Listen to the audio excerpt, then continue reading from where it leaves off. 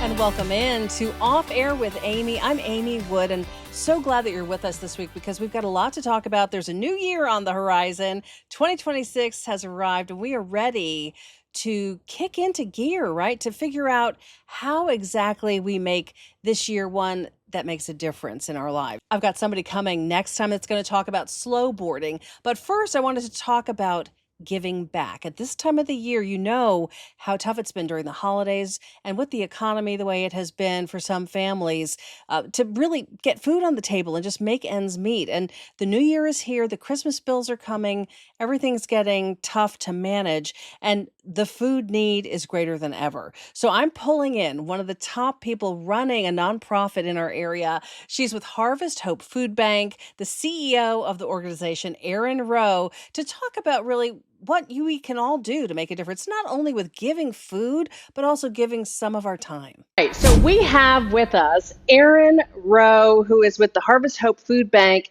And you guys are doing incredible work, Erin, trying to feed our community and serve the community. Talk a little bit about the need this time of the year. It's such an interesting time of year. It's such a great time of giving. You see so many people giving back to their communities, doing food drives, ringing the bells and things like that. But it's really also a time of great need, especially coming off of the government shutdown and the SNAP crisis that we just went through. We actually pulled data points from last year. And as y'all remember, last year was Hurricane Helene throughout the month, end of October, November. And that time last year, we fed about 83,000 people with all of our partner agencies in our 20 county footprint.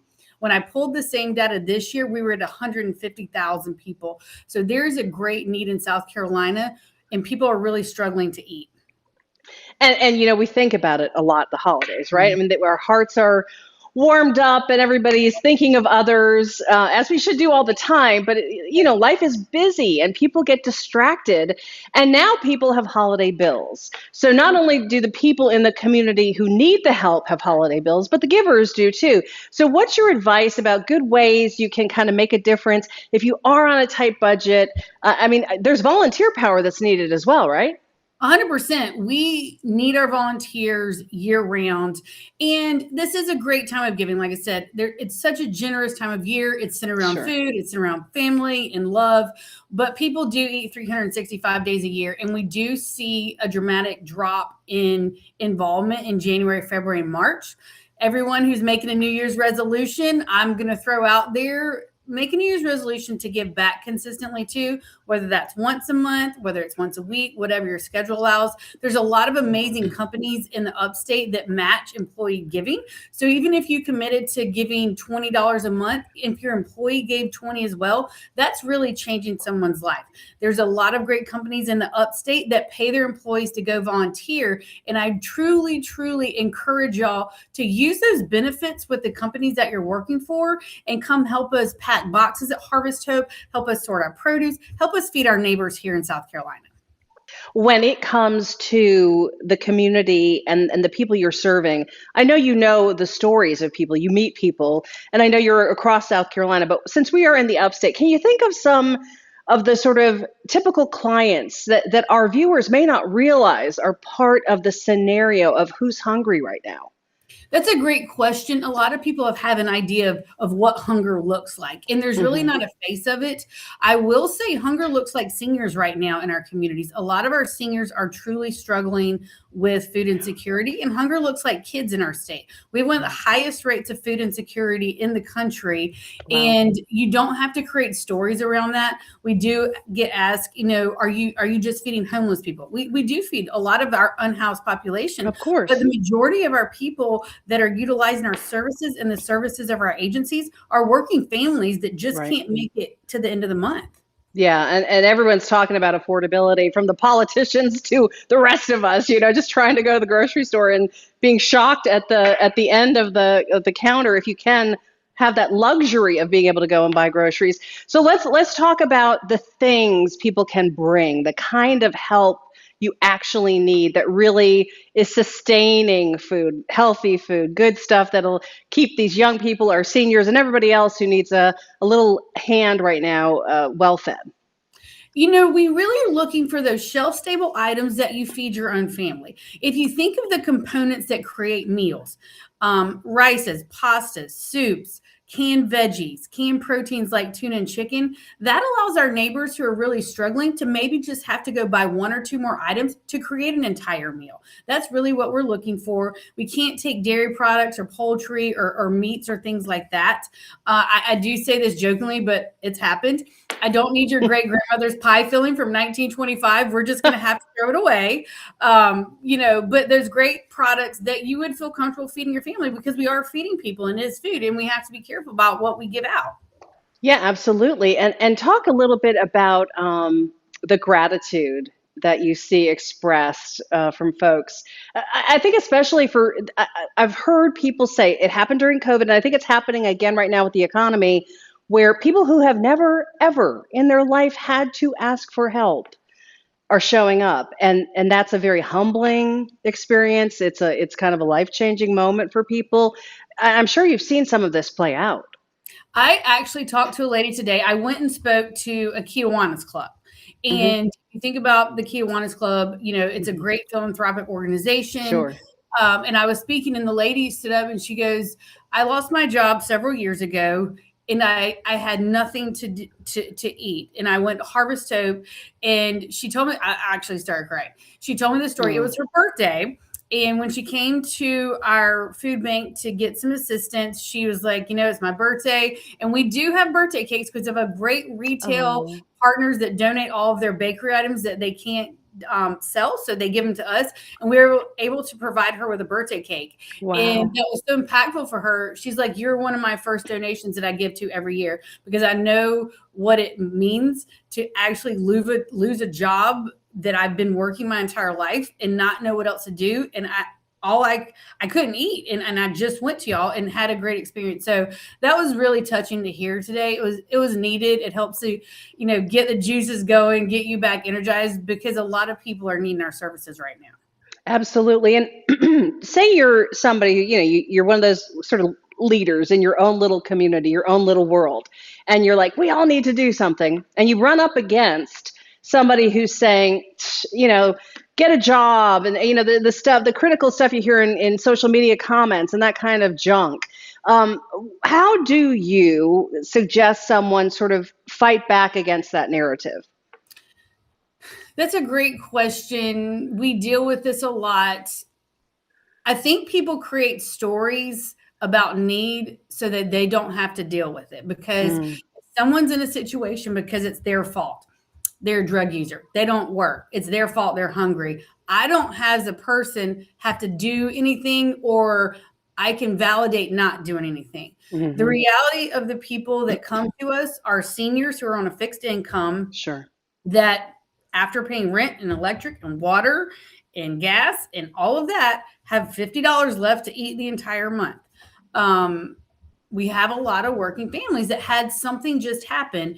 The car broke down because they have to fix it to go to work, to buy food. And it's a snowball effect. So I would just encourage people when they're running up against commentary that is not from an empathetic viewpoint or it's very narrow-minded, just to remind them, most people are one decision experience away from needing help. I myself have been in situations in my life. If I didn't have my support system, I would be there. It's just what it is.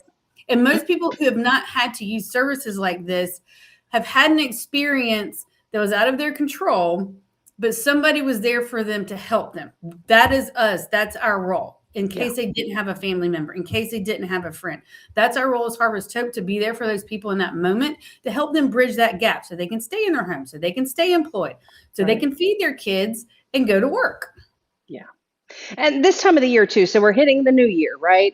People are going to be making their goals. Hopefully everyone's new you. Yes, new year, new you. But also part of the new you can be giving more, doing more for your community, but the need is great too, right? I mean, families that get into this phase of the new year that are up against the financial wall, they still need help. And sometimes the help falls off.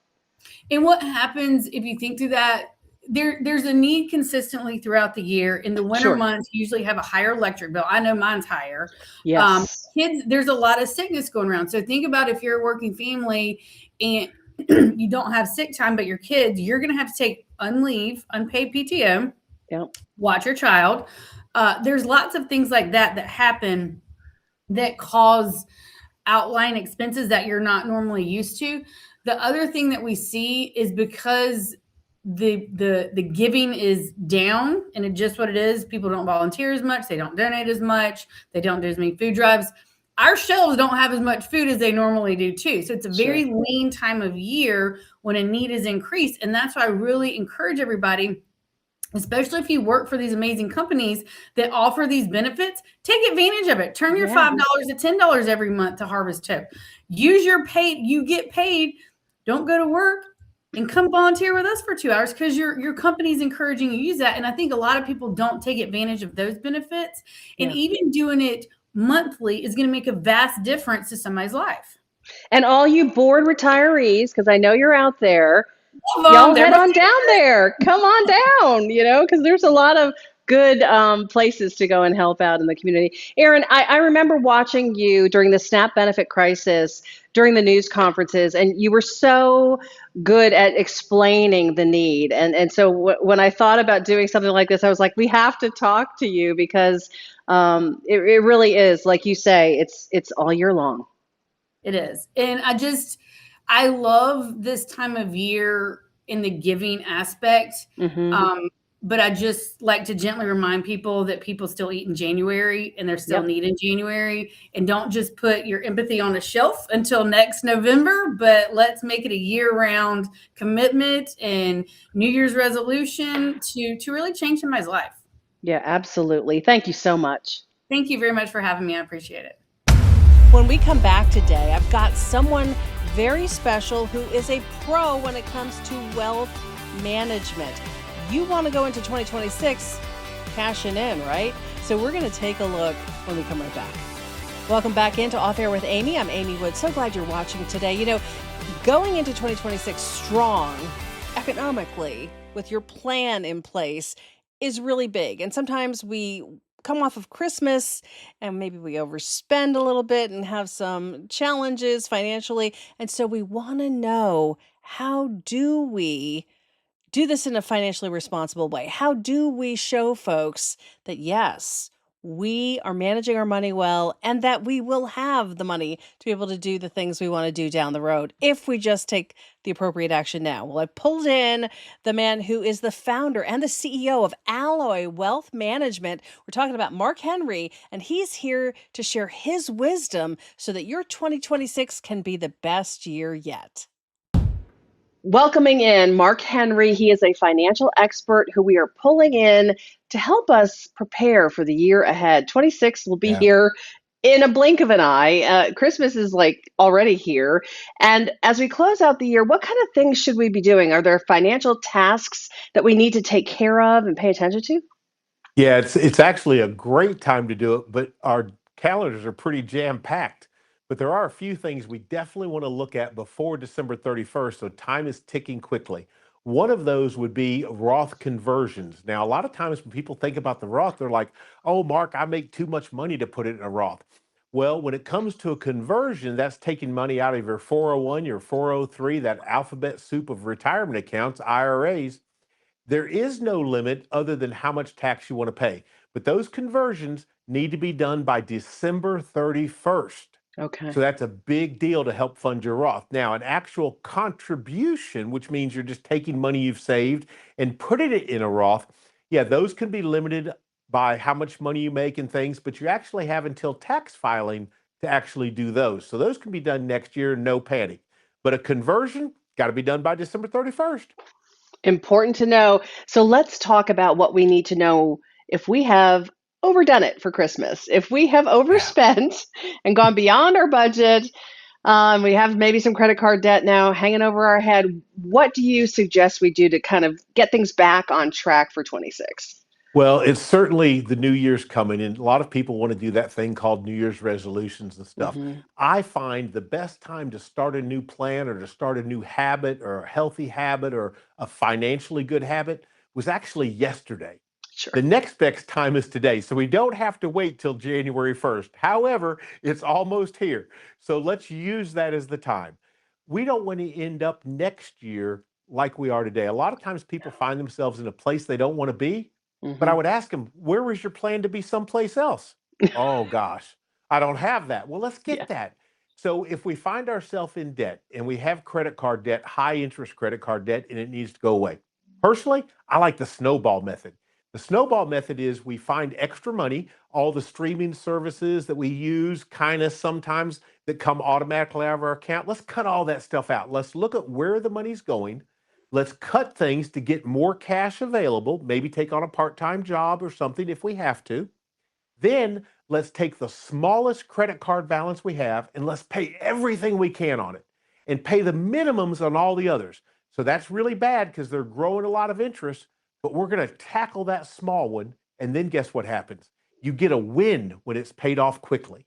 You take all that money you were paying on it and we go to the next smallest. Now, many financial experts might say, oh, no, a better way is to go to the highest interest one first. I don't disagree, but I like to get wins.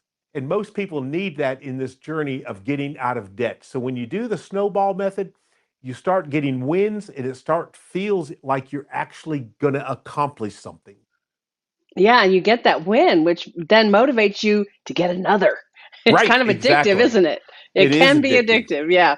All right. Yeah. Well, what about the top 3 things that we should do if we want to kind of reboot finances and really start 26 off right? Okay. So number one, I would say is where's the money going? So Mm, I don't like budgeting. I mean, I hate to think that I've worked so hard in my life, just like you have, but now I got to live on a budget. Oh, that yeah. just sounds so, I don't like that. We need Hmm. a spending plan. So first, let's figure out where the money's going. And then in the Henry household, we have a spending plan. A Okay. spending plan sounds so empowering. It allows me to spend my money, but it's a plan. I don't go above my plan. Hmm. First, I have to know where it's going. Then I need a spending plan. We have to get rid of things like credit card debt, and we have to have an emergency fund. And I know this is going to sound counterculture, but listen, before you start the snowball method to get out of debt, make sure you've got an emergency fund. Yeah, Interesting. but Mark, I'm paying all these credit cards. They're growing, they're growing. I know. But here's what happens. If you don't already have an emergency fund, which is something like 3 to 6 months of living expenses in a Mhm. savings account, if you don't have that, here's what happens. You do my snowball method, you start knocking out these credit cards, and then guess what happens? Life. And then Yep. you have no emergency fund. So the credit card you just paid off, for no fault of your own, it gets charged up again. Oh, Let's get an emergency fund first. Let's get the emergency fund. I know the interest is piling up, pay the minimums, get an emergency fund, and then let's attack that debt. So, what I would say to live financially free, mm, it's going to require you to live like nobody else. If you want to live like nobody else, you actually have to do it. So you yeah. put a plan together, and then I really like this idea of what's called loud budgeting. I don't like the word budget, so I'm going to call it loud spending plan. Tell Okay. your friends and associates and family that I've chosen to make 2026 my best year ever. So if I tell you no to the night out, it's not because I don't want to go. It's because I'm getting out of debt in 26. So you're welcome to come over. We can have a staycation. We can have Yeah. a friend's night over. We can do some cool stuff. But if I tell you no to the concert, it's not because I don't want to go. Let them know what you're going to accomplish in 26. Get an accountability partner. Think What about about, that. yeah, no. And having that openness, transparency, right, Right. with your friends Yes. will lead them to being more supportive too and kind of going, "Hey, how's that going?" which reminds you also to keep going, right? Right. Yeah, you don't want to fail. I like telling people what I'm going to do. I tell my family and friends, and then I also tell those ones that are like kind of your friends, the haters. Yeah. Because when you tell them you're going to do something, now if you don't accomplish it by a certain date, like for Mm-hmm. instance, if I'm getting out of debt, I might say I will have my first 2 credit cards paid off by March 31st. And I would tell my friend group, well, guess what? March 31st comes, you either passed or failed. And I Mm. don't like to fail, and you don't either. Nobody likes to fail. That is the Right. truth. All right. Well, when it comes to tax prep, right? We have taxes Yeah. that we have to pay in the spring.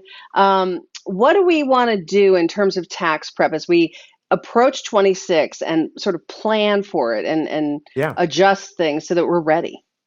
Well, how did we do this year on taxes? And what I mean by that is this: did we have a child leave the home?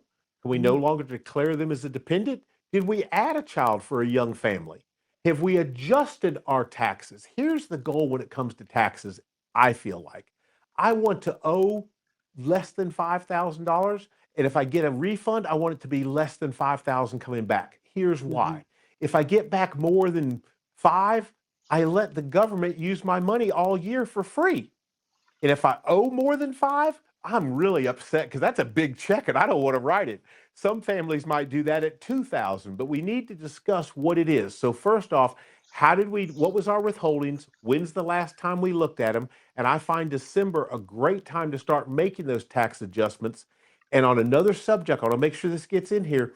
Make sure you're checking your beneficiary designations once a year. That is Mm. so important on life insurance policies, pensions, or other accounts. Just do a recap to make sure you're set up for 26. When it comes to the new year and we're, assessing all of our investments and we're Yeah. thinking someday I'm going to retire, we Mhm. hope. Yeah. Hope. What are we supposed to be really thinking about for the new year in terms of Sure. really making sure we're setting ourselves up for future success? Absolutely. So if you're a younger person, Hmm. does your company currently offer a Roth 401k? That could Okay. be great advice for a young person saving for retirement. Instead of putting all the money in the 401, let's get some money going into the Roth 401 so you never have to pay taxes later. That would be great. Have we done, if we're older, we're preparing for retirement within 5 years, have we reallocated, have we rebalanced our 401k and made it more conservative, matching how close we are to the finish line? The finish line being we're going to start spending money, not saving money. So we Right. want to make sure we've made those adjustments. Keep in mind, December typically gives us the Santa Claus bump. That means Oh, after Santa Claus, we get a bump in the markets. That's really cool, but that's often followed by a slump in the new year. So while we see the markets continually going up, if you're young, that's great. And a downturn in the markets can actually be awesome for a 35-year-old because they sure. continue to put money in the market and the market's down 20% or even 30, and they're buying really good stuff, hopefully, on sale. But let me tell you who it's not good for. You're 50, you're 55, you're thinking about retirement, and you get a 20% drop, you're Yeah. not going to be happy. And then you might make changes, which means you sold things while they were on sale. Completely opposite of buying things on Yeah. sale. You don't want to sell things when they're on sale. So let's do a tune up on our 401k, our managed portfolio. Let's make sure we're heading into the new year the direction we want to go. After all, it's our money. Oh, yes, it is. And in terms of your wisdom, I mean, you've had many years of experience. You run your Long own time. finances along with everybody else's. What would you say are some closing thoughts to help people be financially resilient in 2026 Yeah. and beyond? It's all of us go through this journey when it comes to finance. Hmm. And so when I think about my own journey, I've had to do the things that I advise people to do. Meaning, I remember when I had to take our credit cards and freeze them. You say freeze them? What do you mean? Oh yeah, I put them in a bag of water. I put them in a Ziploc bag and froze them. Why did I Wow, cut them up? Well, that actually closing the accounts can hurt your financial score. it's true. But I had got them paid off and I wanted them to stay paid off. So I put them in a Ziploc bag and put them in the freezer. Why? Because if we absolutely had an emergency, I could thaw it out. Don't use the microwave. Don't ask me how I know. But anyway, don't use the microwave. Don't do that. But right, you could thaw them out and then go make the emergency and handle an emergency. But guess what? If you just wanted a new piece of clothing or a new TV or something, you're not going to go home and thaw out the credit card to do that. So Nope. those are things I've personally had to do. My point in all this is this: becoming financially free is a journey, it's a destination, it's an ongoing experience. You can do this. You say, Mark, you don't realize where I'm at. I do realize where you're at, and you can do this like thousands of other have. You have to start, you have to complete, and you have to finish. And you can do this. Encouragement is there. Tell people, do loud budgeting. And don't think like your friends do. Remember, everybody looks happy on Facebook. They're not always that way. That is true. There's so much going on in everyone's life, and a That's lot of right. us put on this smiling face and post our things that we are doing and Right. getting and whatever. But yeah, there could be a lot of difference going on in the real world behind the scenes. That's So right. we appreciate it. Yeah, the art of comparison is really a waste of time. You really just It need to is. focus on your It's my own life. It's journey. my Yep, life. My yep. life, my family, and I want to do it how I want to do it, and you can too. Thank you so much, Mark Henry, Thanks for for having me joining on. us. Yeah. Thank you. Also, don't forget next week, we're going to be talking with someone who actually is advising against the big goals and instead taking a deeper dive into exactly where you should be setting your sights for 2026 in a more slow and reasonable fashion that won't set you up for failure. It'll set you up for success. So make sure you're joining me next week. And again, I hope you're having a great 2026. Thanks for watching.